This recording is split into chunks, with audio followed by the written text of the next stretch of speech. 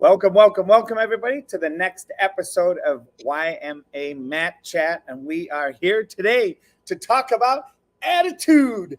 And we're super excited to have both Coach Les and Mr. Yarwood here to have this conversation. Both of us are what I call super attitude people. And we are going to talk and dive into a conversation for the next half hour about 10 ideas and 10 fundamental aspects of attitude. And I'm just going to kind of start off with what Mr. Yarwood shared right out of the chute here.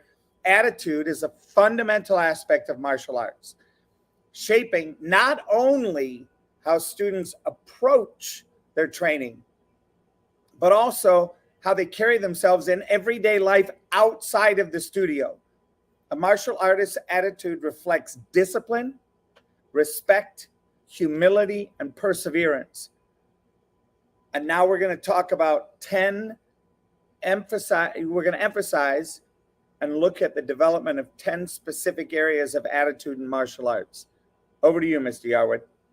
So for us in our training, we say what we have is a black belt attitude, meaning it's always, obviously we're not going to always be positive. That's impossible to do. But our goal is to always push for the way you carry yourself is the way you're always going to be. So when we walk in that door, I tell them, if you're having a bad day, leave it outside.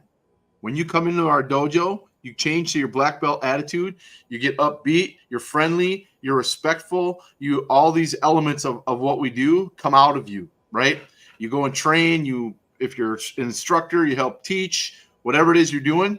And when you're done with classes and you go back out that door, if you want to go back to that old bad attitude that you had before you came in, you're certainly welcome to it. But the odds are pretty good that you're not going to want to, because when you come in, our environment helps to change how you're feeling and what you're doing and how you're responding and how you're acting and how you're treating other people. And like I said, black belt attitude is the number one thing that drives the rest of everything that you're going to do in your training, in your teaching, in your relationships, all that other stuff. And people reflect your attitude back to you. So if you come in and you're angry and mad and upset and stomping your feet, everybody else is affected by that around you. Just like if you're in a great mood and bubbly and whatever, it affects people. So we really push that attitude piece, that it's the number one thing that drives everything else that you're getting ready to do. And it's important so important that I make sure, as the head instructor, the chief instructor, the person that everybody else reflects off of, I have to have that attitude as well. And if I don't have it, it affects the rest of the school. And it's a vital component to all of our training. For me, that whole thing, right, is I look at, as for those of you that know me as a business coach, I'm all about integrity. I call myself an integrity coach. And the way that is implied for me is honoring your word, not necessarily keeping it, and keeping an empowering conversation for possibility alive and real. And what I look at is there's no possibility in negativity.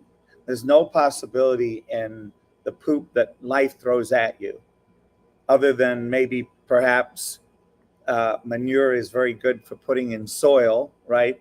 And putting nutrients back into soil. So yeah, there's some great uses, and taking buffalo chips, they're good for burning and creating energy that way. So yes, there is some good use for poop. As far as a poopy attitude, it doesn't drive anything forward. And what it does is it clouds the future, it clouds the present, and it's all driven by the past. So if you're somebody that's committed to a different future, committed to transforming something, anytime you bring poop into the conversation, it's bringing something from the past. Therefore, you are going to relive whatever it is over and over and over again. And how is that? We're about to step into the first conversation here, respect for others. I'm going to even go one step further and say, what about respect for yourself first, Definitely. foremost, and then going from there? I remember the saying, and maybe I've got it screwed up, but it's like, hey, doctor, heal thyself first. When you're in an airplane and the gas and the oxygen masks come down, they specifically say, mothers, fathers, put yours on first before you put your kids on. And people go, oh, that's crazy. Why would you put your kids on? Because you got to be focused and mentally alert yourself to do and look after other people. So that's my 2 cents to get us started. Over to you, Mr. Yarwood. Definitely. So attitude, if you're one of those people who's always cranky and mad and yelling and just walking around with a stomp attitude, people eventually don't want to be around you. You're not going to have any positive effect on anything you're trying to do. It's hard to have a team leader who's always mad and cranky and yelling at people. Eventually people don't want to work for him. People don't want to train with you. People don't want to be around you. They don't want to talk to you. They don't want to have conversations with you. But it's important that you have the good attitude first, like we talked about, right? Because that will spread. And when you have a good attitude, people are more likely to want to be around you. Like, that guy's always happy and bubbly and positive. And at some point, obviously, it can get a little annoying if you're way over the top with it. But it's just a way that you're going to get more out of the people around you by having a good attitude with them. If you have the respect for yourself to have a good attitude, then you start to have better respect for other people. Because if you are, an angry person who's always negative, you're not even respecting those people that are around you either, because you're creating all kinds of cloudiness for them, and that's going to, transcend to them, and then they're going to take it to where they go and then affect those people and then go on to the next person. And it creates this ripple effect, right? The bad attitude stuff is a huge negative that creates all kinds of problems for other people. When we have a good attitude, the way we talk to people. So when our kids come in the school, the first thing they do is bow at the door, and they say the current life skill, right?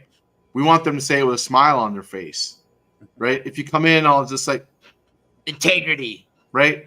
It sends an immediate message that, all right, we got a problem, right? And if I see that, I immediately address it. I mean, it doesn't get any further than the threshold of the school, because I don't want that in here. I don't want that cloud in here, right? It's bad enough outside the dojo. I don't want it coming into the dojo too. So it's addressed immediately. And all of our other instructors feel the same way. It's like, we just don't want it in our school, right? You're disrespecting your friends, you're disrespecting your other students, you're disrespecting the school, your instructors, everything. So it's something that we I don't want to say we don't tolerate it, but we don't tolerate it. It's nipped in the bud immediately. As soon as we recognize it, it's taken care of. And like I say, if you want it when you go back out, go ahead. You can have it, but don't bring it in here. The next is humility, right? One of the next pieces of attitude is the humility. And, that's the one thing for me that I've always enjoyed about the 2 places that I've done martial arts is the humbleness of the leaders and the humility that they have and that they teach.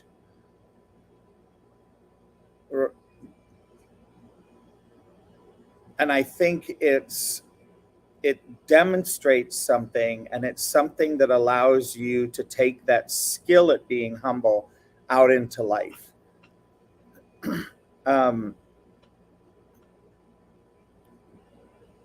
with everything. And I'll use myself as an example. People go, "Oh my gosh, you're a sommelier? Oh, wow. You know a lot about wine." And I look at people and I go, "Well, I'd like you to consider that I actually don't know very much about wine. What I do know a lot about is how much I don't know. And I learn more and more how much I don't know." And people go, "Well, you answer all my questions." I said, "Yeah, because I now have an access to the knowledge of how to find answers in the wine world. That's it. It's like knowing how to use, and which we don't use anymore, but in the libraries, you used to walk up and they had the index cards that you would find and look for alphabetically. I've learned how to use that in the wine world. Now it's called Google. Right? You can type it in there, but it's still, and I'm always willing to learn something new. And I think the epitome of that is in martial arts. And I don't think Mr. Yarwood will bring this up, but I love bringing it up because it's where we share a common view. When you get your black belt, your level 1 first degree black belt, it's like, okay, now you're ready to learn Taekwondo. Like now you've proved that you know the basics to now begin to learn the art. And I look at that and it's so true. And there are so many businesses where you can bring that same philosophy to. I've worked in the restaurant business for over 40 years. And I can tell you, it's like somebody has taught me what a paring knife is. They've taught me what a chef knife is. They've taught me what a bread knife is, a fillet knife. All of these different knives. Now that's what it's how it occurs for me in martial arts. It's like each of the belts. Like I started with just a regular chef's knife. Then I learned these other knives, i.e., I got a different belt and I leveled up and got the next one once I was proficient, not an expert, but proficient with the first knife. Now all of a sudden I've got a whole roll of knives that I know how to use and keep sharp. Now I can learn how to be a chef. Now I can learn how to be a cook because I now know how to use the knives. That's the same premise for me being in martial arts. Over to you, Mr. Yoward. Yeah, you think about it, all of those are tools, right? Like if you're a mechanic, you have to have all these tools and learn how to use all these tools before you can actually get to start working on vehicles. Right? If you don't know how to do anything, those tools are useless to you, right? So you take all the belts and you learn all the drills and all the techniques and all the kicks and blocks and strikes and stances and reverses and all that stuff, right? And then you get to unfortunately I see a lot. They earn their first degree black belt and then they quit. It's like you haven't even started yet. You have a box full of tools and you don't know how to use them, right? So it doesn't make sense to me. Like when we talk about goal setting with them, right, and having a great attitude about, yeah, I'm going to earn my first degree black belt. That's great, but what do you get there and then you quit? You didn't actually learn anything about what it is you practiced for the last 4 years. So it's like going to football practice every day for 4 years and then game time you quit. I'm done. Like it doesn't make sense, right? So teaching the understanding of attitude in your training and having the humility to know that you don't know everything. I've been doing this for 16 years, and every time I up my rank or train with my grandmaster or train with my instructor, I realize how much I don't know. I found the more I learn about it, the more there is to learn about it, right? I got to 5th degree black belt and I opened that box and went, oh my, what?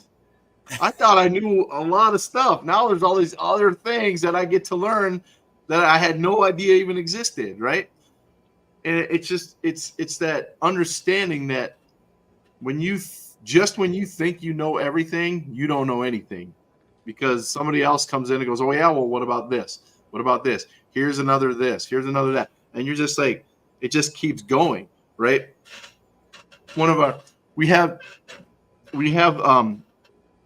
some sayings that I've really kind of adhered to that kind of keep me going. There's two of them. One of them we've kind of touched on both of them already.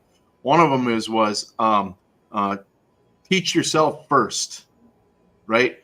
Teach yourself first. And when you learn all the things that you are learning, all those things that you need to learn, then you can start to teach other people, right? As an instructor, if I don't know my material, I'm worthless to my students. If I don't know the things that I'm going to teach them, then how do I teach them anything? So I have to learn all those things first. I have to learn all the techniques, all the nuances of all the techniques, all the nuances of the nuances. I mean, I need to know all these things before I can even start to address the fact that I'm going to tell somebody else how to do it, right? And then the other one is there's always more to learn. No matter what you think you know, you don't know. I can find a dozen other things almost immediately that you don't know about that I do, just because I've experienced it all and I've added all those things to my toolbox. So having the humility to understand that we don't know everything is a huge part of having a great attitude about it.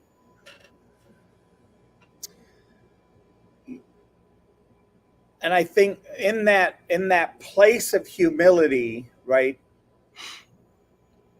something happens, I believe, to you as a person that's learning, when you suddenly go and when you suddenly admit and realize, wow, I'm at the beginning of the journey. I haven't gotten anywhere.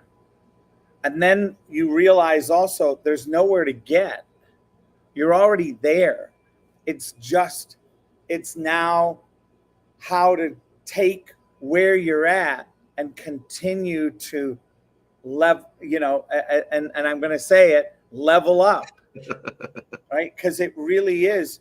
And it's that perseverance, which is our third conversation in attitude, that perseverance where you face a challenge, you face mistakes, and you face setbacks regularly, i.e., you get injured and it sets you back 6 months. You run up not being able to do a certain move, and you try and you try and you try and you try and you try, and you're like, wait a minute, I'm doing all this trying. And then along comes Mr. Yarwood and says, here's a technique to put in between where you were, where you're headed. Put this in there, and all of a sudden it's like, wow, if I do that, it makes doing what I was intending to do work. And you look and you go, wow, thanks. And it's like, yep, because now I know that that you can't get to where I want you to go. And you know that now there's a place where I can give you the little bridge, because you can understand how the bridge works to get from A to B. But before you attempted to get to B, there's no way I could give you the little bridge, because it would just be another in the way. Yep. Yeah, I mean, perseverance is a huge thing. If you have a bad attitude, you won't have perseverance. You're going to quit every time. Oh, this sucks. I can't do this. I can't do that. I'm terrible at this. Everybody says it just builds on itself, and then you immediately quit because your attitude says, doesn't matter. I'm never going to get there anyway, so why bother, right? If you have a positive attitude about it, like we just talked about, it's like you keep going, you keep going, you keep going, you keep working at it. Suddenly something happens. Somebody comes in and says, hey, try this. And you go, oh. And now you're like, oh, now you're rejuvenated. Your attitude is back again. And then you keep moving forward, right? But if you have that negative attitude every time an obstacle gets in your way, quit. And you'll never get anywhere. You'll never accomplish what you're trying to accomplish if you're with your bad attitude and your quitting attitude, as we call it, right? If all you ever do is quit, you're never going to figure anything out. You're never going to finish anything. You're never going to accomplish anything. You're just doing a lot of different things that don't get you anywhere. And I think that takes us into the next two attitudes: discipline and self-control, and focus and mental fortitude. Both are primary pillars to perseverance. For sure. And, when you look at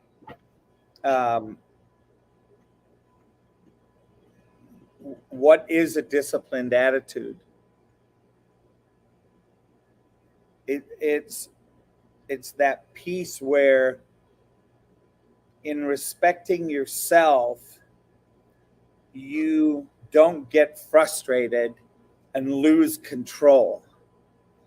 You realize that every single step is a journey, and in making that step, there may be walls that require being broken down.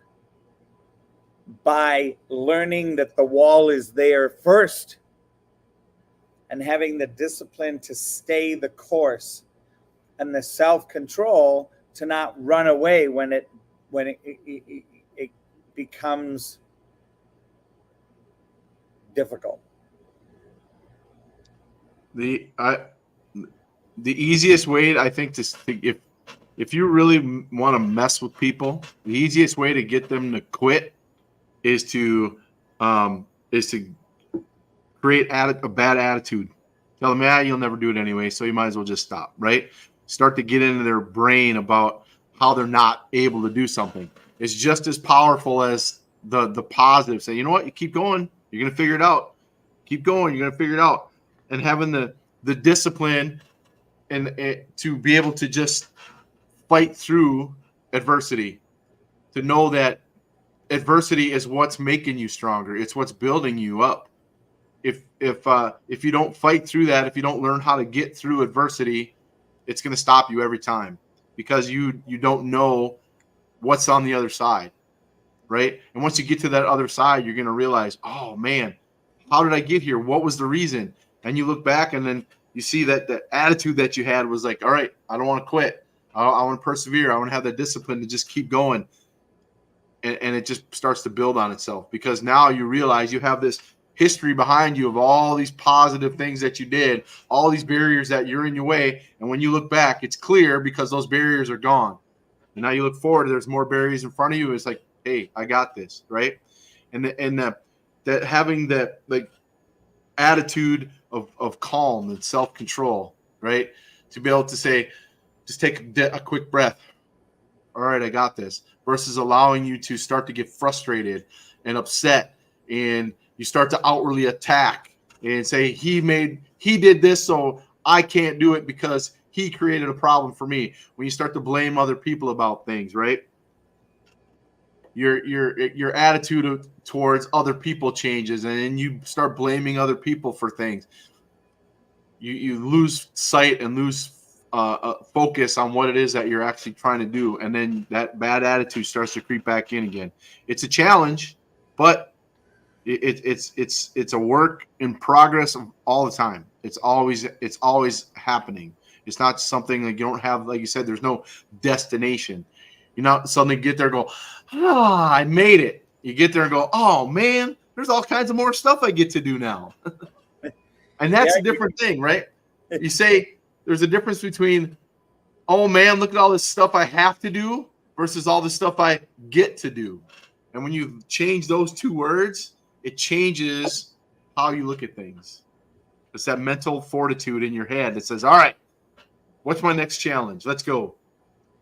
And I think that all of these things, right, relate to how do you approach life? Do you approach schoolwork, homework? Do you approach work, and stuff that you deal with at work? Right? I mean, a couple of weeks ago, my wife was so frustrated. She's the CEO of the ice cream shops, and she was so frustrated. She said, we're going to fire everybody and start over. And, I know she was mad. I know she was frustrated. And yet there are people that we have that, given time, given attention, and getting rid of the bad apples, the people that have a bad attitude, the people that have no self-control, the people that don't care, the people that mom and dad pay for everything, right? So their money, they don't care if they make money, right? They really don't. It's like, okay, Yep. well, I'm here because my mom and dad want me to have a job. They want me to learn. Yeah, they want me versus I want me. So it really is a place where we look at how does all of this come together. And you and I were talking about fossil fuels earlier. It's like, how is a diamond made? Right? A diamond is made the same way oil is made Pressure. and coal is made. It just continues to be put under pressure. Yep. Until it's squeezed into this crystal that had all of the impurities and stuff squeezed out of it, is the way I kind of like to talk about it. Yeah. It's like it's now come to this final resting place of being pure and clear. So, yeah, I'm focus and mental fortitude. Woo! That whole piece. Yep. And we deal so much today with so much stimulus from these things, iPads, Yes. phones. And yet, when you take those away and you fill the space that is there with tools to increase who you are as a person, who you are as a gift to the human race,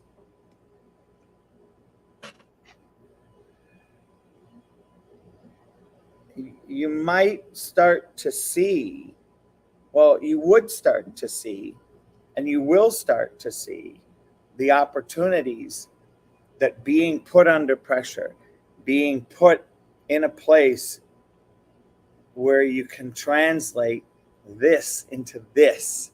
And then you can look and see, oh, wow, I did this to this at school. Now I'm doing this to this at home. And wow, I'm doing this to this in business. Yep. It's amazing. I mean, if we go back to the root of the whole thing, the attitude, how much power it has. It's a switch. It's one or the other. It's good or it's bad, right? Sure, you're going to have kind of variations within those, but either you have a good attitude or you have a bad attitude. And it's kind of cliche, but I remember those old what's it called, successories. They were picture frames, and they had like an eagle, and then they had some goofy saying on it. And one of the sayings I remember, and it had an eagle on it, and it said, you determine your altitude by your attitude, right? So it talked about how far you're going to get based on how you respond and how you act. And it's crazy just how effective switching your attitude up can be. How far you're going to get in life, right? You have the mindset that, hey, it doesn't matter what I get thrown at me, I'm going to do something about it. I'm going to fix it. I'm going to figure it out. As opposed to every time something gets thrown at you, oh, why me? How come everybody, blah blah blah. It's little switches in your life change the direction of where you're going. Yeah, 100%. 100%. Woo. Well, this has been a great conversation. I think we're going to, this is a great spot for us to pause and come back next week with the positive and growth mindset, accountability, calmness under pressure, respect for tradition and values, and then ending with service and leadership. So it's perfect timing, right? We just hit the 30-minute mark. Yep. So for me, in covering these 5 things that we've covered: respect for others, humility, perseverance, discipline and self-control, focus, and mental fortitude, those 5 things I think are a good place for us to play this week and look and see, how are we creating this game? How are we setting ourselves up? What's the conversations we're having, both internally and externally?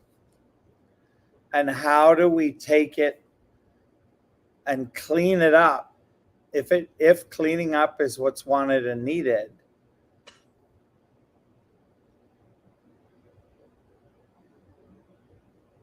it will be, my goodness. I think there's a tenacity that's available by us looking at these 5 points that'll give us not only the strength and fortitude, i.e. mental fortitude, but it'll also give us the tools to step when stepping is not easy. Over to you for your final thoughts, Mr. Yes, sir. Like I said, attitude is where it all starts.